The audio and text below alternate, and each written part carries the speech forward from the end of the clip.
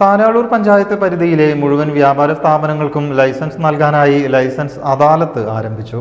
പഞ്ചായത്ത് അധ്യക്ഷൻ VPO അസ്ഗർ അദാലത്തിന്റെ ഉദ്ഘാടനം നിർവഹിച്ചു. Kanaka golden diamonds, Ezhur road, Tirur. Kanaka golden diamonds, Puthanathani. Panchayat ഉപാധ്യക്ഷ കെ ഫാത്തിമ ബീവി ചടങ്ങിൽ അധ്യക്ഷയായി. ഒരുപാട് പേര് ലൈസൻസ് എടുക്കാതെ വലിയൊരു എമൗണ്ട് ആണ് ലൈസൻസിന് എന്നൊക്കെ പറഞ്ഞിട്ട്, ഉദാഹരണമായിട്ട് നമ്മളെ മരമില്ല് പോലെയുള്ള സ്ഥാപനങ്ങൾക്ക് വലിയ എമൗണ്ട് ആണ്, അതുകൊണ്ട് ഞങ്ങൾ അടയ്ക്കില്ല എന്നും പറഞ്ഞിട്ട് അടയ്ക്കാതെ കിടക്കുന്ന സ്ഥാപനങ്ങളുണ്ട്. ഇതെല്ലാം കണ്ടെത്തി നമുക്ക് ഈ അദാലത്ത് വെക്കാനുണ്ടായ കാരണം തന്നെ എല്ലാത്തിനും ഒരു പരിഹാരം വേണം.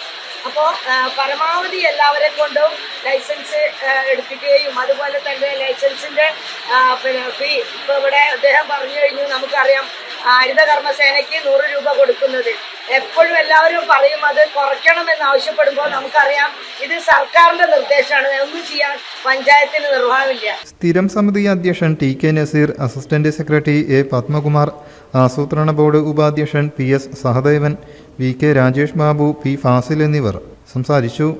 ജൂൺ 9, 10 തീയതികളിലായി പഞ്ചായത്ത് ഓഫീസിൽ സ്പെഷ്യൽ ലൈസൻസ് അദാലത്തും നടക്കുന്നുണ്ട്. സ്ഥിരം സമിതി അധ്യക്ഷരായ കുഞ്ഞിപ്പ തയ്യമ്പാടി, K സൽമത്ത്, ജനപ്രതിനിധികൾ, ഉദ്യോഗസ്ഥർ എന്നിവർ അദാലത്തിന് നേതൃത്വം നൽകും.